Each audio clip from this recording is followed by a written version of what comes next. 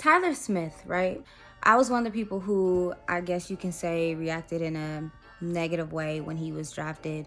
Number one, because of who was on the board, but mostly because I, at that time, didn't understand how he fit in what the Cowboys are trying to do right now. So I originally was upset about it, but then I took a step back and took this time to really reevaluate like what this guy means to this team and what he can bring to this team.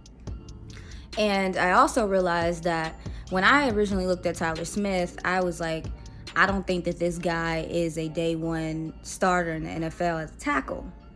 I wasn't looking at him as a guard.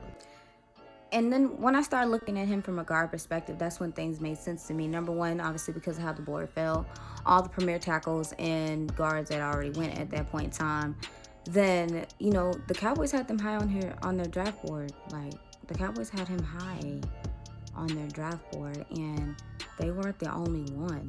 Like, quite a few people was like, this guy is the first rounder if you just plug him in at guard. Shh. And I was one of the people that didn't know. I didn't know. I ain't gonna lie. I didn't know until recently. And now that I'm looking at him as a potential starting guard, I'm like, we may be cooking with gas. Because one thing that Tyler Smith does well is get to the second level. One thing that's not a problem is his feet. One thing is not a problem is his power.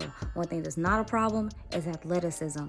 He can get up on blocks. He can get up on double teams. He's going to drag the hell out of linebackers. So I understand the pick a lot more now. And I also understand that this is also a character pick as well.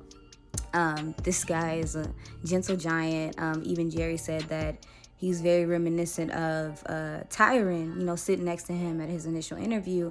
And you can see that in him. But the ferocity that he plays with when he's on the field, it's night and day. It's night and day. There's one thing that my homegirl Ashley, shout out to Ashley, she pointed out. She was saying that she feels like he gets lazy at the end of his blocks. And listening to his interviews, I realized what he's doing, and I need him to just do it a little better. He wants to finish people. He wants to pancake people. He really wants his presence to be known early. And unlike Trevor Penning, you see him just kind of tossing guys and stuff like that. It's not like that. It doesn't feel like that with Tyler. It feels like there's intent behind it. I need him to hold that block just a little bit longer. And if he does that maybe a tick longer, that's a clean block. But let's get into some of the things that he doesn't do well, because I feel like that's been the biggest topic of conversation is the penalties and all of that stuff. And I want to talk about his hand technique. So I call Tyler Pause.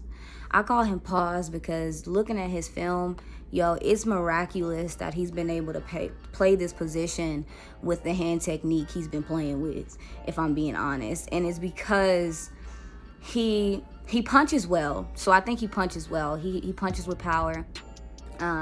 Using the outside hand, and he knows how to shift the defender. But when he punches, he's often grabbing with that hand he's punching with, and he's grabbing that outside shoulder. And from my understanding, from all the offensive lineman coaches that I have come across, that's not necessarily what you want. Like, you want them to be tight inside this jersey because you want to have as much control over that defensive player as possible. But you can't do that if you're punching and holding on to this outside shoulder.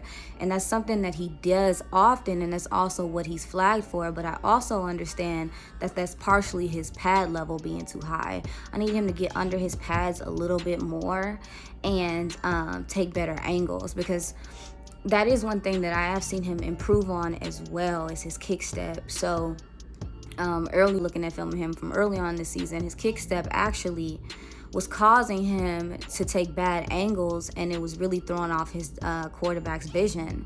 Then he was tripping over himself, but we see that his kick step is something that he improved as well. So shout out to Tyler. So Tyler is such a natural athlete that he has the ability to kind of pick and choose. You'll see him on film pick and choose whether he wants to use his anchor or if he just wants to use his upper body strength.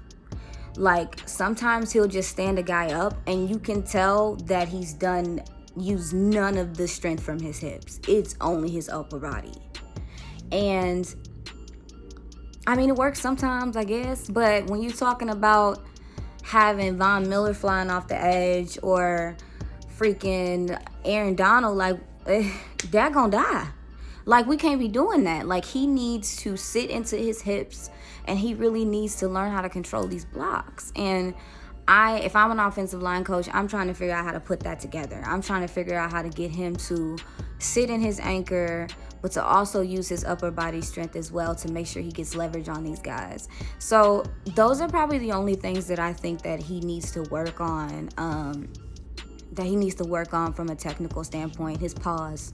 I think this guy can be something. I think this guy can really be something. He has the mindset. He has the work ethic. Shout out to my laundry over there. I'm still jet lagged. Leave me alone, y'all. Leave me alone.